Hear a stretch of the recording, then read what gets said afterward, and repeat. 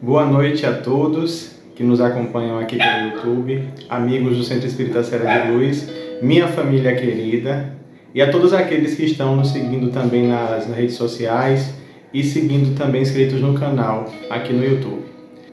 E estou aqui hoje para fazer a exposição doutrinária da casa referente ao mês de maio.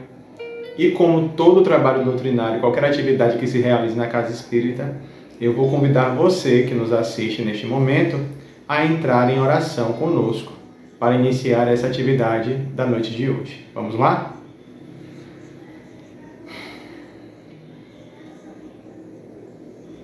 Divino amigo Jesus, amigo de todas as horas, dirigente maior deste planeta, abençoa, Senhor, este nosso momento contigo. Abençoa as nossas intenções reais de crescimento, de despertamento das nossas consciências, da nossa amorosidade, de auxílio, Senhor, na Tua obra, na obra do Pai, e de melhoramento de cada um de nós. Que os Teus emissários de amor, os dirigentes espirituais do Centro Espírita Serra de Luz, a equipe de trabalho responsável também neste plano espiritual, pelas atividades doutrinárias da nossa instituição, possam se valer de nós, Senhor, nestes próximos minutos, diante das nossas possibilidades de entendimento, das nossas capacidades e do nosso desejo sincero, Senhor Jesus, de atender ao seu chamado, de progredir e também de colaborar, assim como todos colaboram, nos nossos crescimentos enquanto espíritos em evolução. Socorre-nos, assiste aos nossos familiares, assiste à humanidade, Senhor, como um todo, e em particular aqueles que ainda não despertaram para as realidades, para as verdades da verdadeira vida. E assim, te rogamos a assistência e a permissão para juntos iniciarmos o trabalho doutrinário da nossa instituição na noite de hoje. Sê conosco, Senhor Jesus, agora e sempre. Que assim seja. Dito isto, amigos, eu sei que vai passar aqui na barra inferior do vídeo, mas não deixe de curtir este vídeo, não deixe de assistir aos outros vídeos da nossa instituição, que estão disponibilizados aqui no nosso canal. E não deixe de acompanhar também o Serra de Luz através das suas redes sociais, no Facebook e no Instagram. Dito isto, a gente pode começar então com a proposta, esta que é a última exposição doutrinária antes do nosso mês de aniversário. Lembrando que em junho nós temos uma programação especial de atividades, e elas iniciarão exatamente na primeira quarta-feira e no primeiro sábado de junho, com palestras relacionadas a Jesus e suas parábolas. Fica já o convite, né? E sem mais delongas, vamos tratar do tema, que é um tema comum a diversas percepções nossas. É um tema que volta e meia está presente nas nossas falas, mas que depende de fato, né, e principalmente das nossas disposições íntimas para se concretizar. Eu estou falando da movimentação que lá no Evangelho segundo o Espiritismo nós identificamos juntamente com a obediência. O tema da noite, resignação, ele tem por objetivo apresentar também a resignação como um traço virtuoso do homem de bem, que é o tema central dos trabalhos doutrinários do Serra de Luz ao longo de 2021. Então, amigos, para iniciar essa reflexão em torno da resignação, é importante que a gente tenha em mente, antes de adentrar ao tema, a consciência e principalmente que a gente reflita continuamente em torno de uma proposição. O homem de bem, ele não é um ser pronto e acabado. O homem de bem não é a concretização definitiva das virtudes alcançadas e desenvolvidas pelo indivíduo no seu processo evolutivo. O homem de bem é a manifestação destas virtudes em caráter contínuo, o que não quer dizer que ela não vá se aprimorar. É importante que a gente tenha em mente que o homem de bem é a nossa referência no estágio evolutivo que nós nos encontramos. Acima de nós e para além de nós, né, de Jesus em diante, nós teremos outras tantas percepções muito mais complexas e muito mais profundas, ou até mesmo virtudes que as quais nós não conhecemos ainda, exatamente por não estar tão próximo do nosso patamar evolutivo. Então, se a gente parte da premissa que o homem de bem é um ser definido, pronto, perfeito em si mesmo, a gente tende a se frustrar diante das nossas próprias buscas individuais para alcançar algo parecido ou próximo das movimentações que o homem de bem apresenta. E a resignação, enquanto virtude, ela é também um processo de construção, aperfeiçoamento e desenvolvimento interno do indivíduo. Quando a gente diz, lá no início do Evangelho segundo o Espiritismo, quando a gente lê que o homem de bem é aquele que cumpre a lei de Deus em todas as suas expressões, e aquele que vive conforme estas leis e conforme a vontade de Deus, nós estamos falando de um homem que já compreende principalmente a si mesmo. Ele alcançou um patamar de amadurecimento que lhe permite saber quem se é, reconhecer as suas capacidades e, acima de tudo, compreender a sua pequenez diante do Pai. Este é o homem de bem, que vai se apresentar como caridoso, paciente, tolerante, resignado, não é? Abnegado, humilde, que adora a Deus e que expressa essa adoração em todas as suas movimentações. Então ele sabe exatamente o que ele é e o que ele está fazendo e o que ele deve fazer conforme a expressão da vontade do Pai.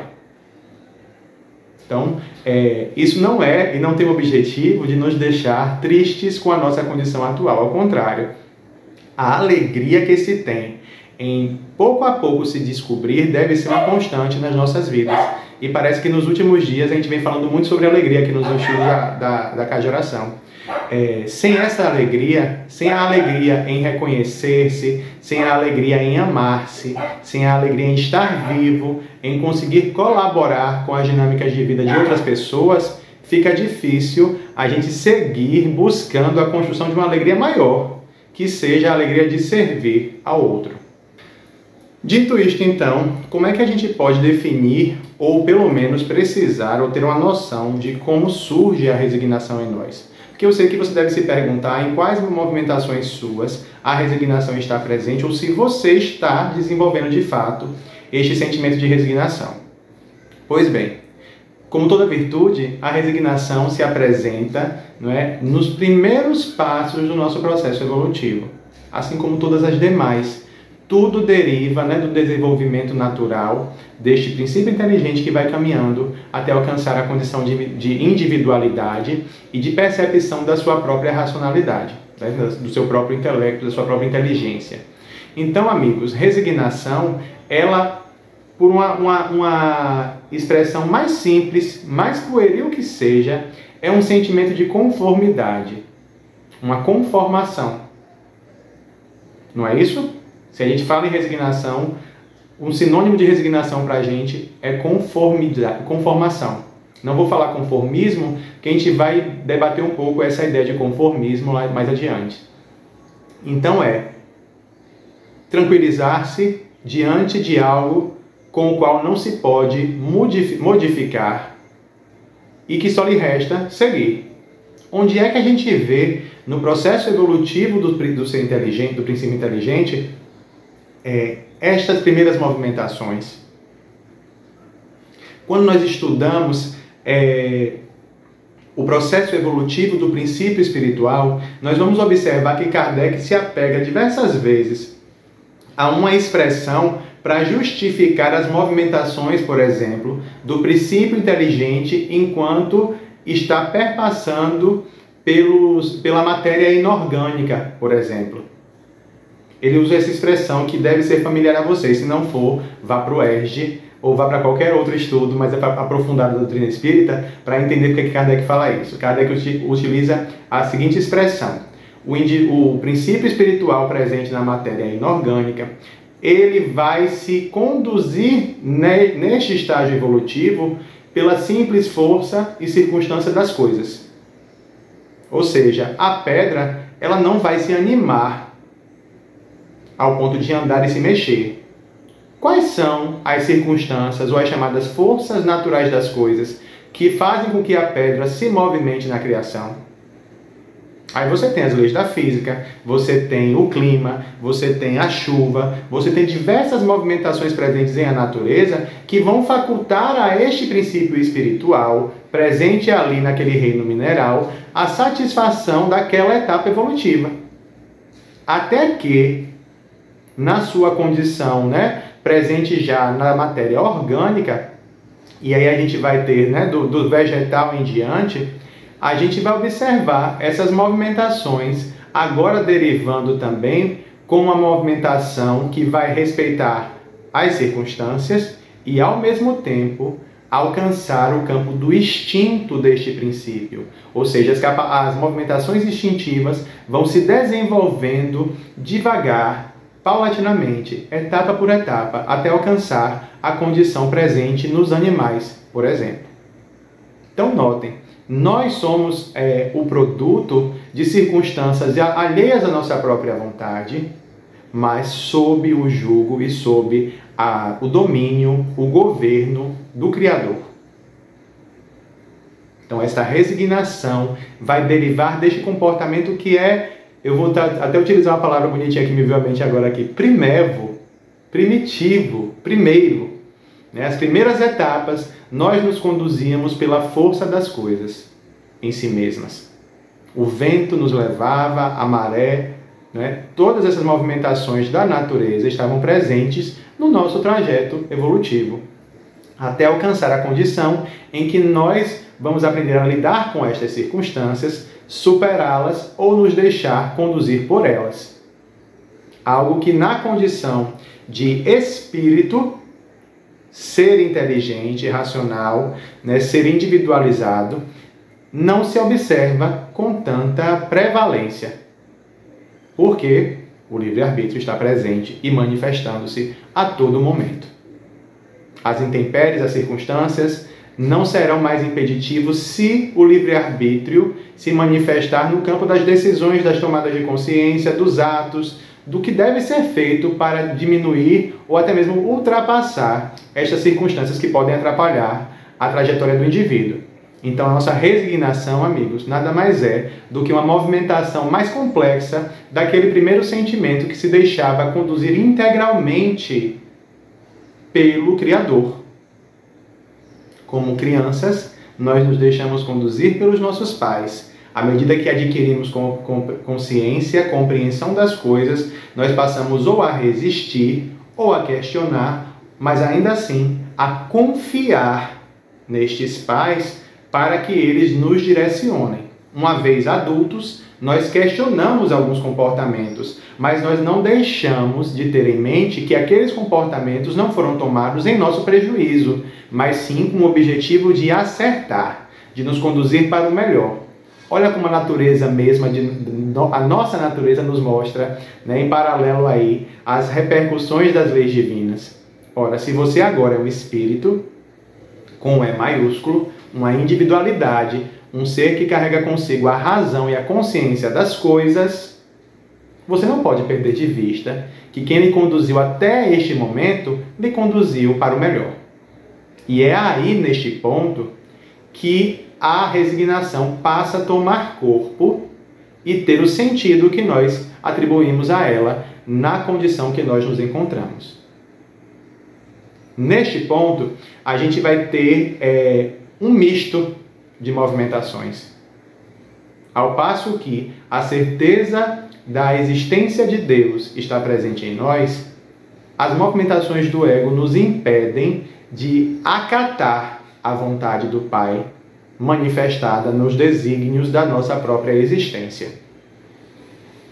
É o ego que foi se desenvolvendo também por força dessas movimentações instintivas, que vai nos assenhorando das nossas condições e nos dizendo, num processo até ilusório, que nós somos capazes de superar a tudo e que os impedimentos que nós encontramos diante de nós devem ser superados, devem ser combatidos, não devem ser acatados. E é claro que muitos dos desafios enfrentados nos impulsionarão para o progresso, sim. A luta em si mesma vai nos possibilitar adquirir entendimento, compreensão, paciência, tolerância, uma série de recursos que a gente depende e a gente precisa desenvolver. Só que, amigos, existem outras tantas batalhas que, sob o argumento de se conquistar essa condição, vai nos trazer sofrimentos. E não só a nós, mas sofrimentos aos seres que se relacionam também com aquela mesma situação. Observem hoje uma palavra que está muito em voga, chamada resiliência. E perceba se ela te faz lembrar de resignação. Aí nas nossas buscas, eu me deparei com um texto interessante, que foi um texto, na verdade, escrito por um médico, que, com base nesse texto, desejava um feliz 2020 aos seus seguidores, às pessoas que o seguiam naquela coluna. Ele era colunista de um jornal. Me desculpem, mas no momento que eu jogar essa palestra na internet, eu vou colocar na descrição do vídeo a referência correta para este autor. E o que ocorre? Quando ele falava em resiliência e resignação, embora a nossa percepção mais superficial dê a entender que se trata da mesma movimentação, ele faz uma distinção interessante que eu achei e vou trazer para vocês. A resiliência em si mesma é a capacidade que o indivíduo tem não de se conformar, mas de, a partir de uma situação difícil, dar um novo significado a ela. A resignação é o oposto disso, de certa forma, porque ela acata, o que não quer dizer que ela se conforma e se estagna diante da dificuldade. Ela acata para evitar um mal maior. Na resiliência, o mal já se deu, mas é o que o indivíduo faz a partir do mal que acontece que o torna resiliente. Ele ressignifica, ele se fortalece a partir daquela experiência. Na resignação, o indivíduo simplesmente compreende o mal. Percebem a diferença? Há uma diferença brutal nos dois termos. E é importante que a gente pense sobre isso, porque quando a gente fala somente na resiliência, a gente acaba modificando a resignação para atender esse reclame nosso. Não, eu vou bater de frente, eu vou resistir. Só que a resignação em si mesma, ela vai estimular em nós o sentimento de Deus em nós. Da certeza da sua providência. Isso não é Diego que está falando, não. Jesus já nos alertava neste ponto quando traz lá em Mateus, no capítulo 6, versículo 26, no Sermão das Bem-aventuranças, o seguinte: olhai os pássaros do céu. Eu para não ser infiel a isto, eu vou colocar o trecho aqui no nosso vídeo. Vai vir cheio de informação esse vídeo hoje, podem ficar tranquilos em relação a isso. Olhai os pássaros do céu, olhai os lírios do campo. Eles buscam, eles vivem, voam, não é? Mas Deus dá a cada um deles o que eles necessitam. Jesus, obviamente, não falou gaguejando, nem nessas expressões que eu acabei de utilizar. Mas o que o Cristo nos traz é de que, olhe, estes seres que sequer têm dimensão da própria existência como você tem, são capazes de confiar no Pai. E o Pai, mesmo consciente de que estes seres não têm a consciência de si mesmos, os atende nas suas necessidades. Porque é que você, que é mais do que eles no reino, e o Cristo usa esse termo, vai se impacientar? Ou melhor, vai duvidar de Deus e dos seus desígnios? O que é que o Espiritismo nos traz de reflexão sobre esse ponto? né? Ou melhor, o que é que o Espiritismo aprofunda no entendimento deste ponto. Está lá em O Evangelho segundo o Espiritismo, no capítulo 9, item 8, das instruções dos Espíritos, através do Espírito Lázaro, obediência e resignação. E Lázaro vai nos trazer exatamente uma conotação de que a obediência é o consentimento da razão, a resignação é o consentimento do coração. A inteligência lhe permite obedecer porque você já compreende. A resignação lhe permite acatar porque você sente o amor de Deus se manifestando nestas expressões da vida. Seja nos impedimentos, nas dificuldades, você acata, mas ainda assim Lázaro não diz que a gente acata, cruza os braços, abaixa a cabeça e segue. Percebem isso? É ele mesmo quem vai dizer que tanto a obediência como a resignação são forças ativas. E por ativo, aquilo que tem ação, aquilo que age. Por que eu trago essa reflexão? Que lá no início, quando eu pontuei a questão do conformismo, o conformismo é um processo ilusório derivado de quê? Do ego. O ego não reage porque se vê vencido. O ser consciente segue servindo e fazendo. Que compreende os desígnios, não vai de encontro, mas segue fazendo o que deve fazer. E se não sabe ainda o que se deva fazer, busca saber. Reflete, repensa, ressignifica a oportunidade. Talvez seja o conceito de resiliência mais adequado com as orientações que o Espiritismo nos traz. Diante da resignação, o indivíduo compreende e acata os desígnios do Pai, porque sabe que é o melhor para si. No entanto, ele não deixa de seguir. Ele segue, talvez tomando um outro caminho, tomando uma outra proposta, tomando uma outra percepção da vida, mas ele não fica de braços cruzados. Ele não se entrega à inanição, à inércia, ao nada fazer, ou à tristeza ou ao sofrimento. Essas movimentações aí é o ego ferido, não a consciência que nós tanto buscamos desenvolver e aprimorar nos nossos estudos e nas nossas vivências a partir da ética espírita.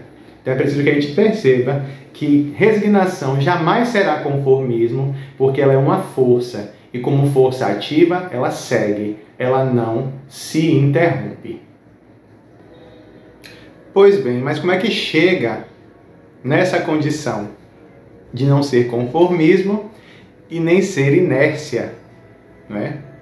Aí a gente vai recorrer a Joana de Ângeles no livro Autodescobrimento, mais precisamente no capítulo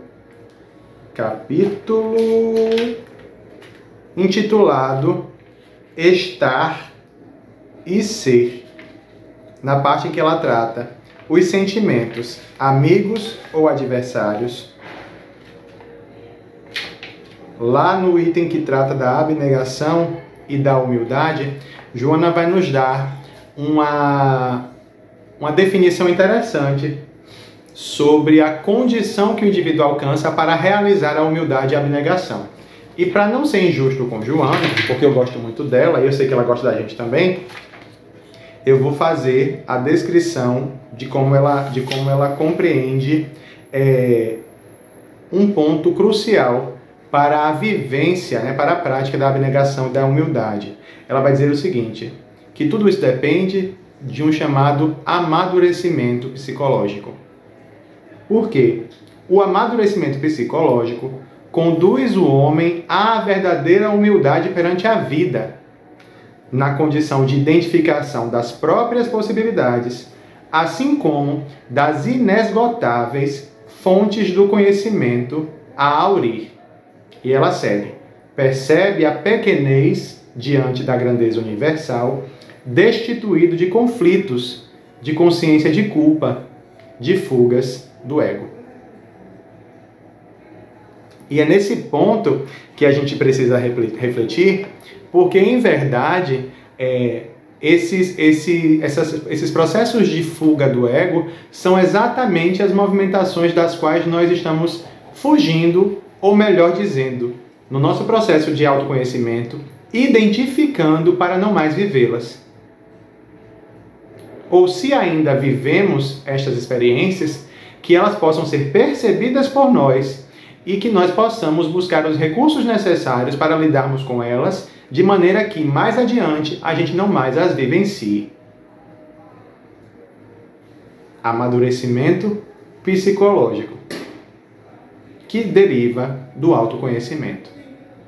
Porque é a partir do autoconhecimento que você vai tendo a real noção de quem se é, das suas dificuldades, e junto a essa percepção de Deus, a essa percepção de justiça presente na criação, a gente vai tendo o sentido de que, de fato, nós não estamos desassistidos de recursos para continuarmos o nosso processo evolutivo.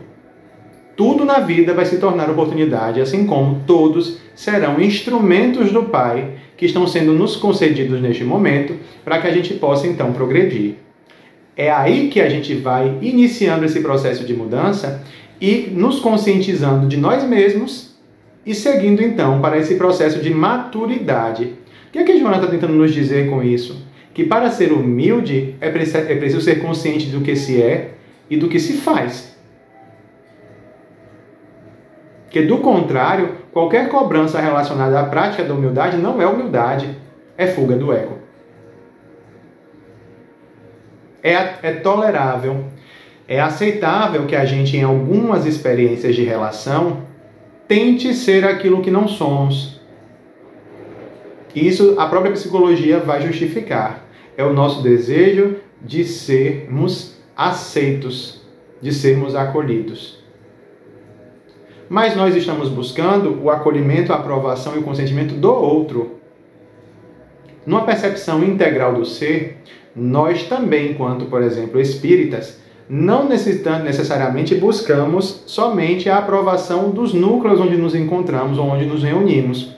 Nós estamos em uma constante necessidade de aprovação divina sobre nós mesmos. E esquecemos que esta aprovação já veio. Não só veio, como se mantém. Não só se mantém, como está constantemente sendo aplicada pelo Pai. Jesus vem nos afirmando isso desde sempre. Os espíritos, que orientaram a codificação vão trazendo pequenos trechos dessa aprovação através das orientações que nós recebemos. E nós hoje, como nos reconhecemos diante do Pai?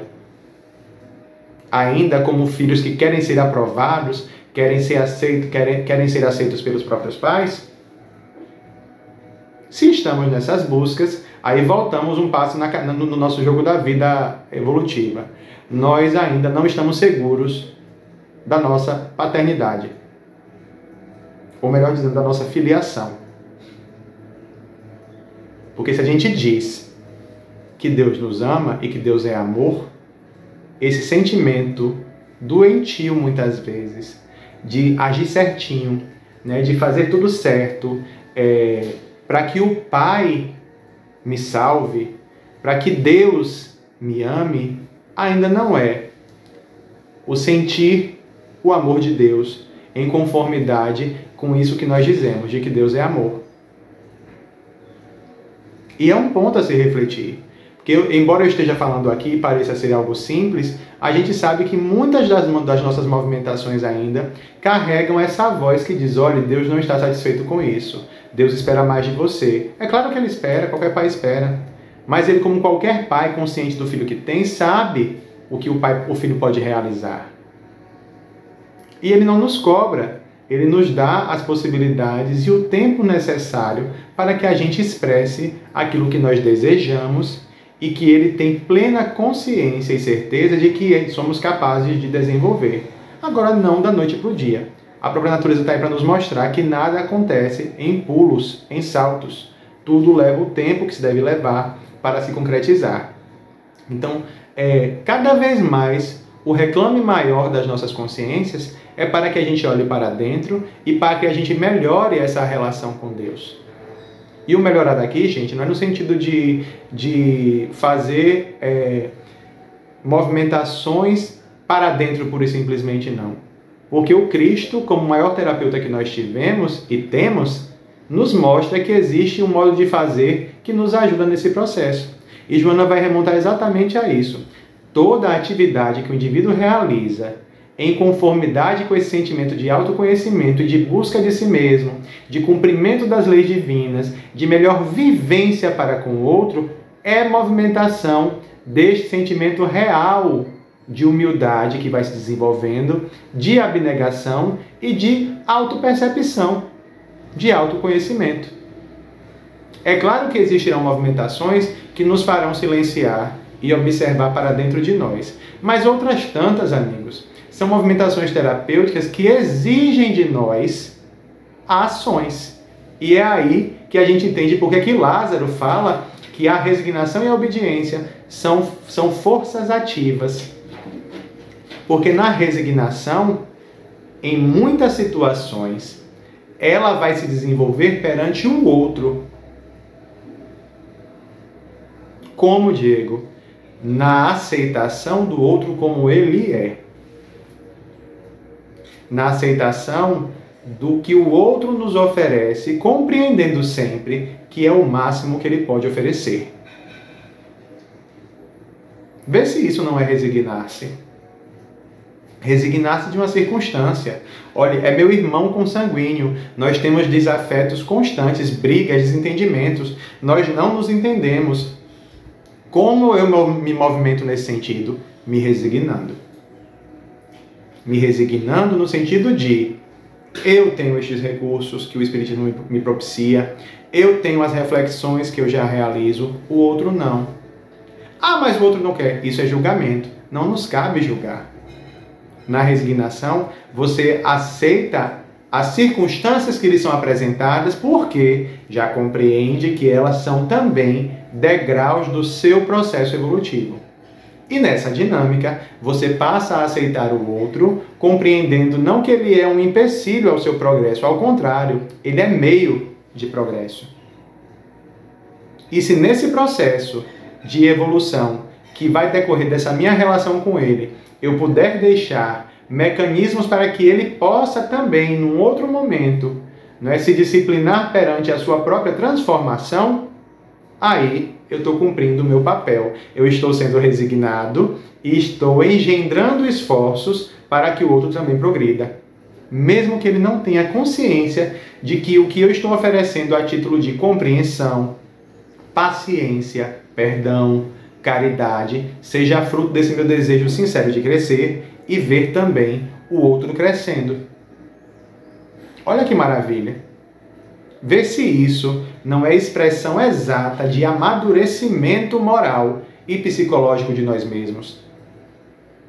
Como nós muitas vezes compreendemos as nossas relações familiares quando sentamos num consultório de psicoterapia e ouvimos do profissional especializado a orientação de que essas relações são importantes porque me fizeram chegar até aqui, mas que daqui por diante eu posso realizar outras tantas movimentações para melhor conviver com aqueles indivíduos, para não entrar em combate. Resignar-se é agir também para o cultivo e a cultura da paz e do amor, que são movimentações do próprio Pai. Então, se nós já apresentamos esses pequenos traços de resignação desde sempre, por que agora, mais conscientes do papel que nós temos nas nossas vidas e na vida do outro, nós não também aprimorarmos um pouco ou acelerarmos um pouco este passo para procurar agir em conformidade com o conhecimento que nós estamos adquirindo? Né? Porque se não fizermos esse movimento, é Lázaro também quem vai advertir na mensagem. O preguiçoso será cobrado também pelo que deixou de fazer. E por preguiça, por desleixo, por inércia, por conformismo, a gente só pode analisar sob o prisma do ego.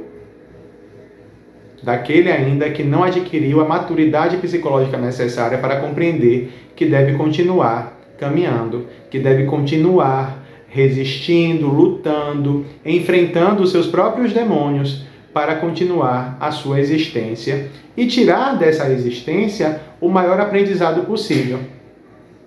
Nem desmerecendo o menor, nem o maior, mas sim todo e qualquer aprendizado em conformidade com as suas possibilidades.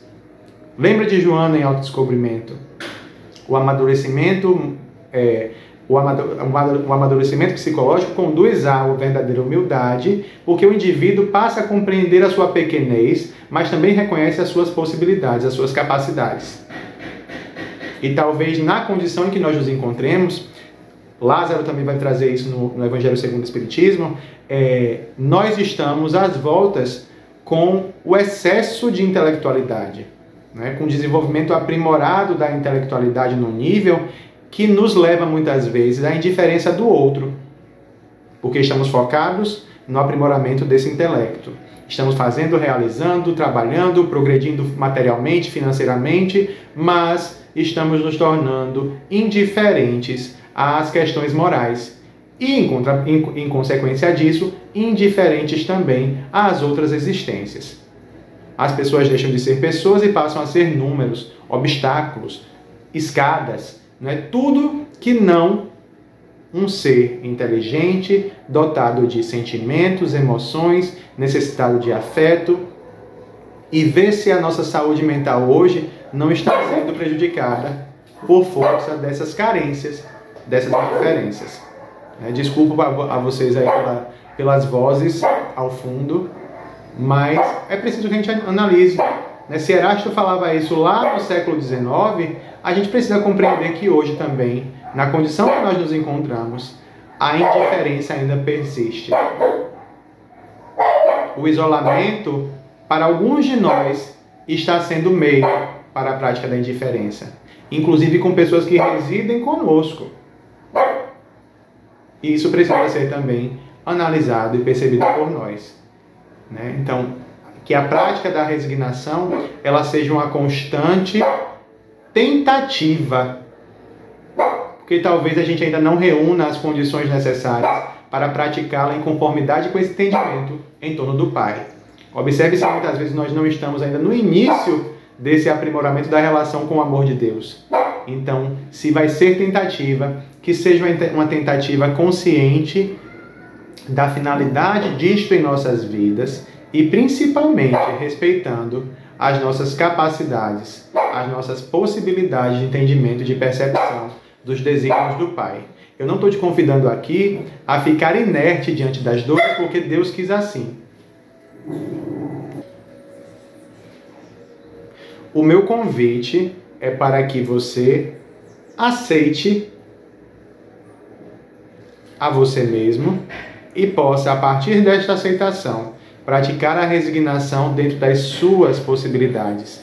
E se não serão todas as experiências, as que serão possíveis praticar a resignação, que você não deixe de fazer. Agora, aquelas que ainda não conseguem tirar de você essa capacidade, que elas ao menos sejam objeto de reflexão.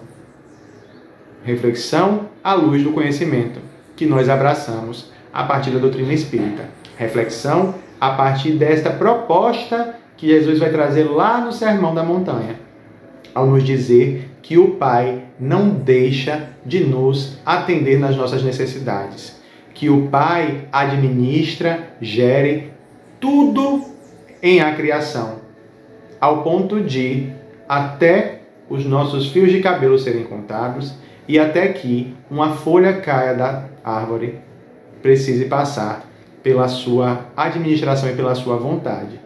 Portanto, amigos, as nossas experiências individuais nos mostrarão em qual nível nós nos encontramos, mas que a gente tenha a tranquilidade, se é possível ter tranquilidade diante disto, mas a gente está lutando para isso, a tranquilidade para acatar também a nossa condição evolutiva.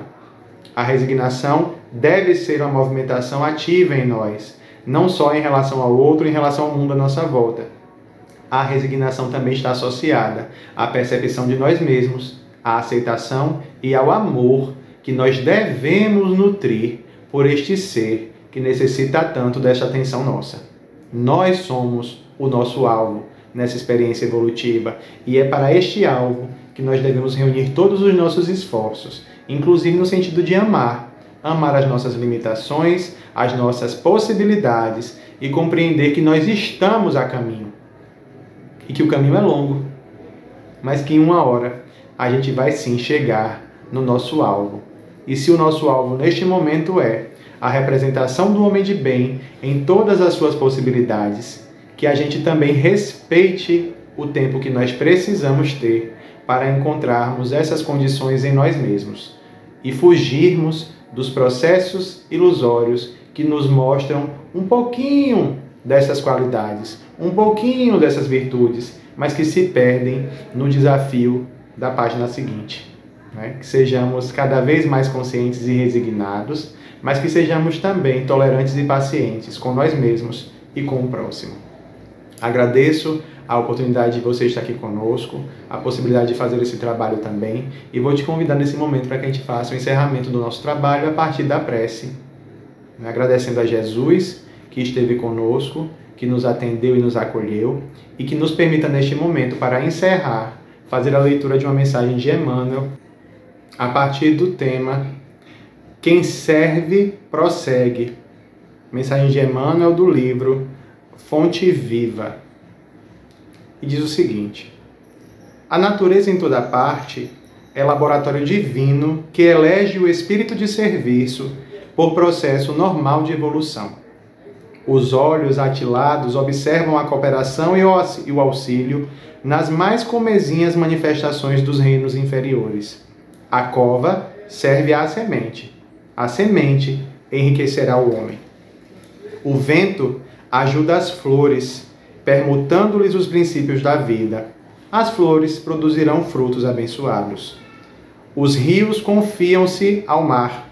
O mar faz a nuvem fecundante. Por manter a vida humana no estágio em que se encontra, milhares de animais morrem na terra de hora a hora, dando carne e sangue a benefício dos homens. Infere-se de semelhante luta que o serviço é o preço da caminhada libertadora ou santificante. A pessoa que se habitua a ser invariavelmente servida em todas as situações não sabe agir sozinha em situação alguma. A criatura que serve, pelo prazer de ser útil, progride sempre e encontra 1000 recursos dentro de si mesma na solução de todos os problemas. A primeira cristaliza-se, a segunda desenvolve-se. Quem reclama excessivamente dos outros por não estimar a movimentação própria na satisfação de necessidades comuns, acaba por escravizar-se aos servidores, estragando o dia quando não encontra alguém que lhe põe à mesa. Quem aprende a servir, contudo, sabe reduzir todos os embaraços da senda, descobrindo trilhos novos. Aprendiz do Evangelho, que não improvisa a alegria de auxiliar os semelhantes, permanece muito longe do verdadeiro discipulado, porquanto o companheiro fiel da Boa Nova está informado de que Jesus veio para servir e desvela-se a benefício de todos até o fim da luta. Se há mais alegria em dar que em receber, há mais felicidade em servir que em ser servido. Quem serve, prossegue. Com essa mensagem, então, amigos, nós encerramos o nosso trabalho doutrinário da noite, agradecendo a você por estar conosco aqui neste momento, por curtir este vídeo se você ainda não curtiu, e por favor se inscreva no canal para que a gente possa encaminhar esta mensagem da Boa Nova, conforme as possibilidades destes amigos do Seara de Luz, a todos aqueles que necessitem. Muita paz para todos e que o nosso Mestre Jesus nos abençoe agora e sempre. Uma boa noite.